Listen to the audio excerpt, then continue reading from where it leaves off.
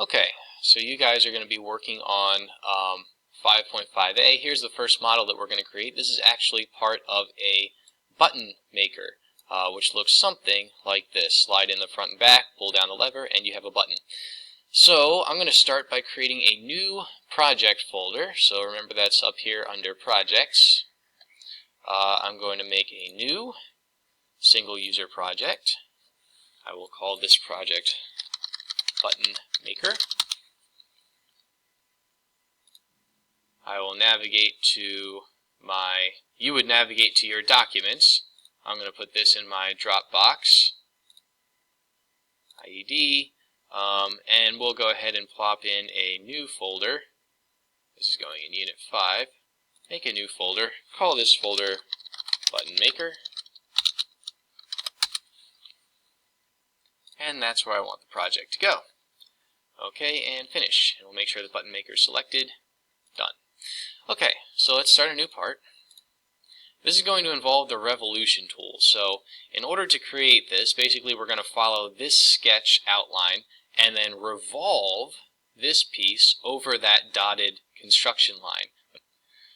But before we can do that, it doesn't give us these dimensions here because it wants you to be able to interpret the dimensions given in the isometric and kind of fill in the blanks here, which we can do. Let's see, so we're given that the outer diameter, remember that symbol is a diameter symbol, of this circle is 1.375. Okay, so what does that mean if this is our dotted line? What's the distance from the dotted line to the very bottom? Well, that's the radius of the circle, which is half the diameter. So I'm just going to come in here and type in 1.375 divided by 2, because that's all we have to type into Inventor. Inventor can do that math for you. All right. This guy over here, well, if we look over at this diameter, it tells us that's 0.1875, so the distance from this bottom line to that center line is half of that. That's the radius, so 0.1875 divided by 2. Okay. The last thing that we need is this distance over here, which is really just the thickness of the sleeve, which is given to us up here is 0.25, so I'll type that in, 0.25. And now we are ready to begin our Inventor. So inside Inventor, I'm going to start a sketch.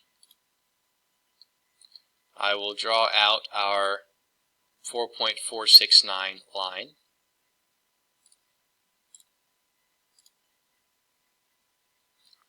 .469. Alright, then I'll come up, our distance of 0.25. Okay, I'm going to come straight across and just kind of approximate where this is for now. I'll add in the dimension later. I'm going to come up, over, and down. Okay, now let's drop in our construction line here. So grab my line tool, grab my construction tool, and just draw a straight horizontal line right over that. Make sure you deselect your construction tool so that every line that we draw hereafter is not a construction line. Okay, now we go back and add our dimensions. So I'll add my 0.156 right here. Dimension this to be 0.156. I'll dimension my distance from there to there to be 0.1875 divided by 2.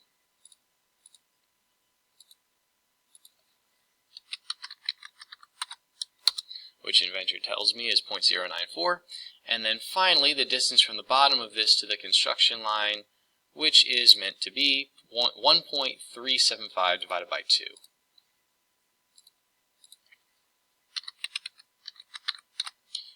Which Inventor is smart enough to figure out is 0.688. Okay, cool. So this is set up the way we want it. We're going to finish sketch, and now we're going to use the revolve feature.